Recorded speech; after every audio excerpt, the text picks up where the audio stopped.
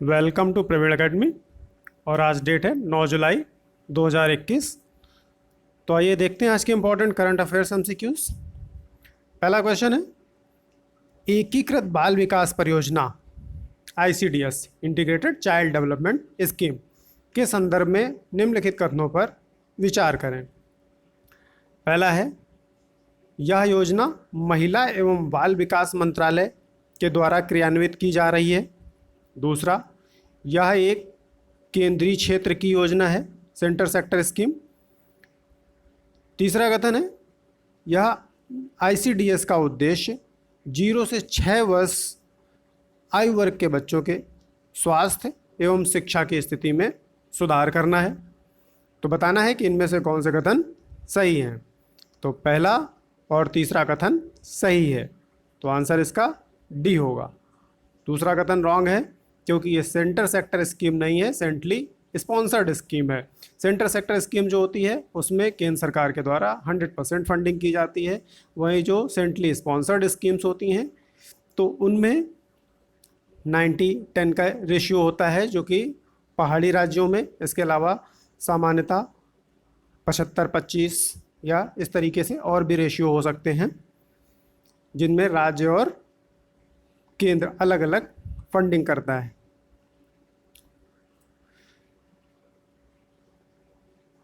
इसके अलावा इसे 1975 में शुरू किया गया था। नेक्स्ट क्वेश्चन है, निम्नलिखित योजनाओं में एकीकृत बाल विकास योजना के अंतर्गत आने वाली योजनाएं कौन सी हैं? आईसीडीएस के अंतर्गत कौन सी योजनाएं हैं ये बताना है। तो पहला ऑप्शन है आंगनवाड़ी सेवा योजना और प्रधानमंत्री मातृ वंदना योजना। दूसरा ऑप्शन है राष्ट्रीय शिशु गृह योजना एवं किशोरियों के लिए योजना। और तीसरा है बाल संरक्षण योजना एवं पोषण अभियान। या चौथा ऑप्शन है डी, सभी। तो इसका सही आंसर है डी, अर्थात उपरोक्त सभी योजनाएं, ये जो 6 योजनाएं हैं ये आईसीडीएस के अंतर्गत आती हैं। थोड़ा सा इन योजनाओं के बारे में बात कर लेते हैं। आंगनवाड़ी सेवा योजना के तहत जो 0 से 6 वर्ष आयु वर्ग के बच्चे हैं और गर्भवती महिलाएं तथा स्तनपान कराने वाली माताएं इससे लाभार्थी होती हैं, और इनको पूरक पोषण, स्कूल पूर्व अनौपचारिक शिक्षा, टीकाकरण, स्वास्थ्य जांच सेवाएं प्रदान की जाती हैं। पूरक पोषण में टेक होम राशन और गर्म पका हुआ भोजन शामिल होता है। इसके अलावा जो प्रधानमंत्री मातृ वंदना योजना है, इसके तहत पहले जीवित बच्चे के जन्म पर गर्भवती महिलाओं को और स्तनपान कराने वाली माताओं के लिए 5,000 रुपये की राशि प्रदान की जाती है। वहीं किशोरियों के लिए योजना में पोषक और गैर पोषक दोनों तत्व शामिल होते हैं, जैसे लौह तत्व और फॉलिक एसिड पूरकता। इसके अलावा स्वास्थ्य स्वच्छता के बारे में जागरूकता को बढ़ावा देना।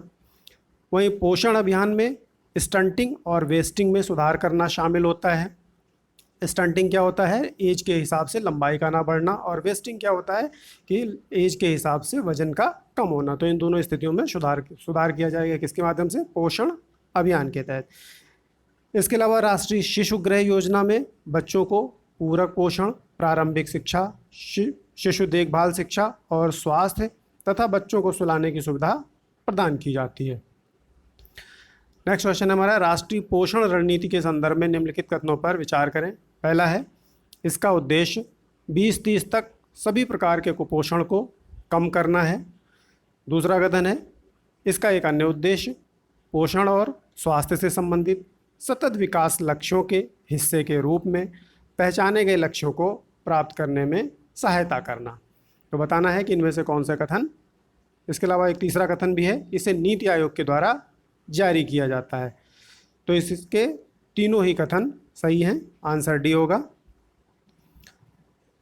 नेक्स्ट क्वेश्चन है, जीआई टैग प्राप्त भालिया किस्म का गेहूं हाल ही में केन्या और श्रीलंका को निर्यात किया गया है।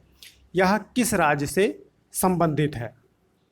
पहला ऑप्शन गुजरात, दूसरा राजस्थान, तीसरा महाराष्ट्र, चौथा पंजाब। तो सही आंसर ए है, गुजरात। तो ये जो गेहूं है इसमें प्रोटीन की मात्रा काफ़ी अधिक होती है, और यह गुजरात के भाल क्षेत्र में उगाया जाता है। इस भाल क्षेत्र में अहमदाबाद, भरूच और भावनगर के ज़िले शामिल हैं।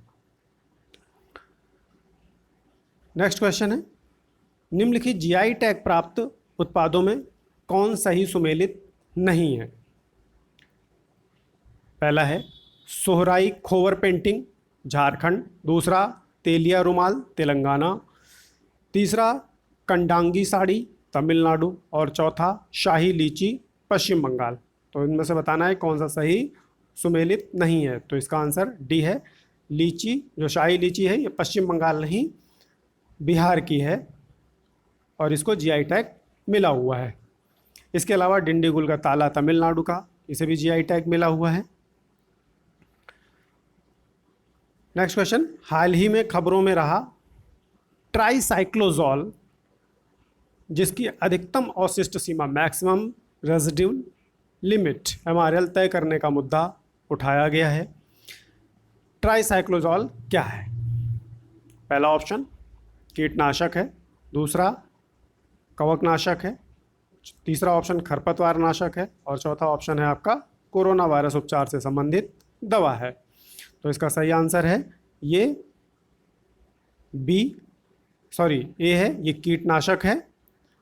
और ट्राईसाइक्लोजॉल है, इसका उपयोग जो ब्लास्ट बीमारी होती है चावल में, उसको नियंत्रित करने के लिए इसका प्रयोग किया जाता है और इसे यूरोपीय संघ में उपयोग के लिए अनुमोदित नहीं किया गया है। तो इस वजह से जो यूरोपीय संघ को भारत के द्वारा बासमती चावल का निर्यात किया जाता है उसको ये प्रभावित कर रहा है। और हाल ही में भारतीय कृषि मंत्री और यूरोपीय आयोग के बीच आभासी बैठक आयोजित की गई जिसमें ट्राईसाइक्लोजॉल का मुद्दा उठाया गया। इसके अलावा एमआरएल की बात करें तो ये क्या था? तो ये अच्छी कृषि पद्धतियों के अनुसार जो मैक्सिमम रेजिडुअल लिमिट की बात की थी एमआरएल, ये अच्छी कृषि पद्धतियों के अनुसार कीटनाशकों के उपयोग और उसके परिणाम स्वरूप फसल या खाद्य वस्तुओं पर कीटनाशक के लिए कितनी अधिकतम मात्रा यूज़ की जा सकती है, इसे पीपीएम में मेज़र किया जाता है। तो ये एमआरएल था। तो इसकी मात्रा अगर बासमती चावल में अधिक हो जाएगी तो इस वजह से इसका निर्यात प्रभावित होगा। नेक्स्ट क्वेश्चन है, हाल ही में WHO ने कोरोना वायरस के कप्पा और लैम्डा वेरिएंट को वेरिएंट ऑफ इंटरेस्ट के रूप में नामित किया है। कप्पा वेरिएंट का सबसे पहले पता कहाँ चला था? पहला ऑप्शन है भारत, दूसरा चीन, तीसरा फ्रांस, चौथा पेरू। तो सही आंसर है भारत। कप्पा वेरिएंट का सबसे पहले पता यहाँ भारत में चला। अब बात करते हैं वेरिएंट ऑफ इंटरेस्ट क्या है और वेरिएंट ऑफ कंसर्न क्या है। अक्सर ये न्यूज़ में है इस समय। वेरिएंट ऑफ इंटरेस्ट का तात्पर्य है किसी वायरस में होने वाले उत्परिवर्तन से जो संचालन क्षमता और बीमारी की गंभीरता को प्रभावित करता है तथा कई देशों और जनसंख्या समूहों में सामुदायिक इसका प्रसार हो चुका होता है या प्रसार का कारण बन चुका होता है। वहीं वेरिएंट ऑफ कंसर्न की बात की जाए तो इसका तात्पर्य है वायरस संक्रामकता में वृद्धि हो गई है, बीमारी अधिक गंभीर हो चुकी है, उपचार या टीके की प्रभावशीलता में कमी आ रही है या फिर उपचार मौजूद है उसकी विफलता देखने को मिलती है। तो ये है variant of concern. Next question है, हाल ही में खबरों में रही स्पर्श प्रणाली के संदर्भ में निम्नलिखित कथनों पर विचार करें। पहला कथन है, इस पोर्टल के माध्यम से पेंशन भोगी अपनी पेंशन संबंधी जानकारियां, पेंशन सेवाओं का लाभ ले सकते हैं तथा पेंशन संबंधित शिकायतों को दर्ज करा सकते हैं। दूसरा है, यह पोर्टल कोविड-19 से संबंधित संपूर्ण जानकारी प्रदान करेगा। तो बताना है कि इनमें से कौन सा कथन सही है। तो इसमें केवल पहला कथन सही है, दूसरा रॉन्ग है। कोविड-19 से इसका कोई लेना देना नहीं है। स्पर्श के फुल फॉर्म को देख लेते हैं।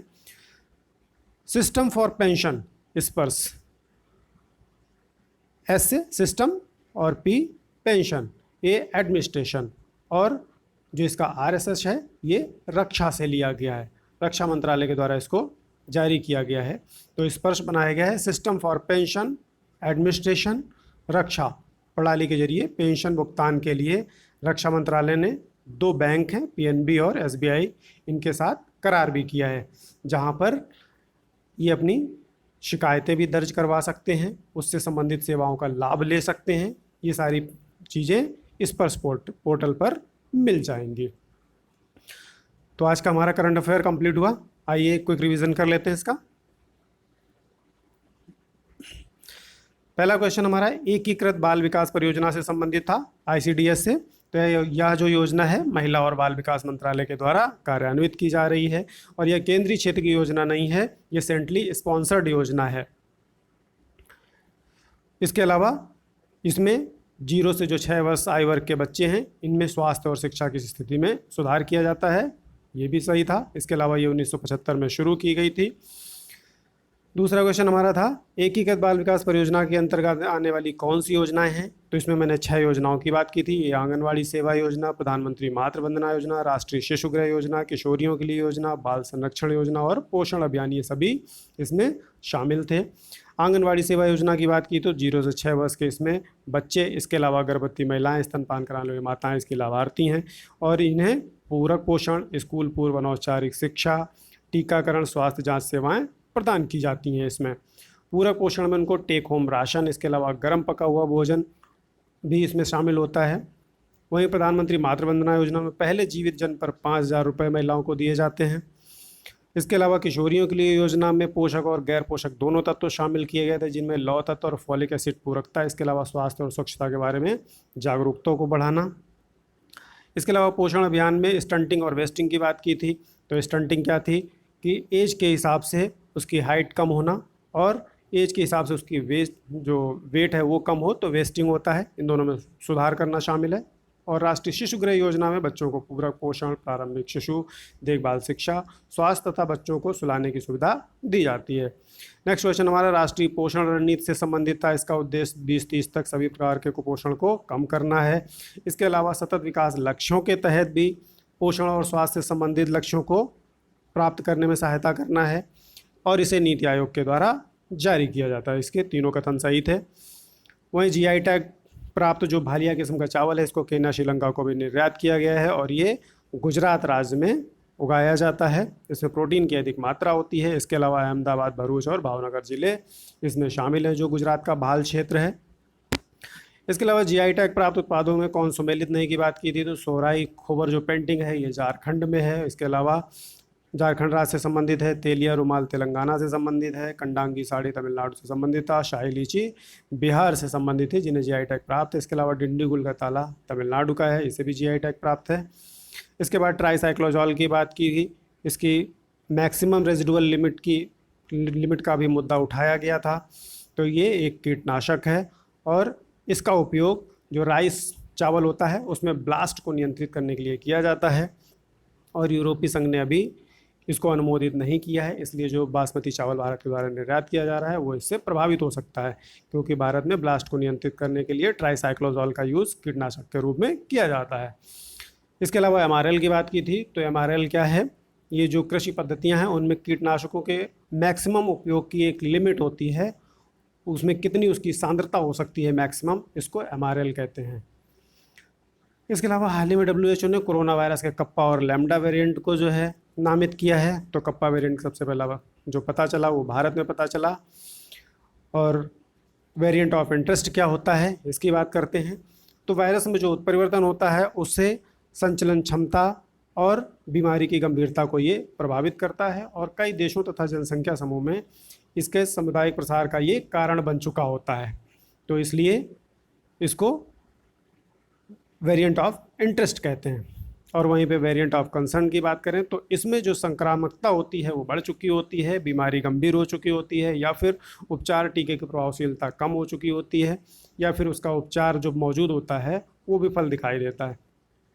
नेक्स्ट क्वेश्चन हमारा था स्पर्श प्रणाली से संबंधित। तो ये पोर्टल जो है रक्षा मंत्रालय के द्वारा शुरू किया गया है और पेंशन भोगी अपनी पेंशन संबंधित सभी जानकारियां हैं, पेंशन सेवाओं का लाभ है। इसके अलावा पेंशन से संबंधित जो शिकायतें हैं उनको भी इस पर दर्ज करा सकते हैं। तो ये हमारा क्विक रिवीजन कंप्लीट हुआ। Thank you.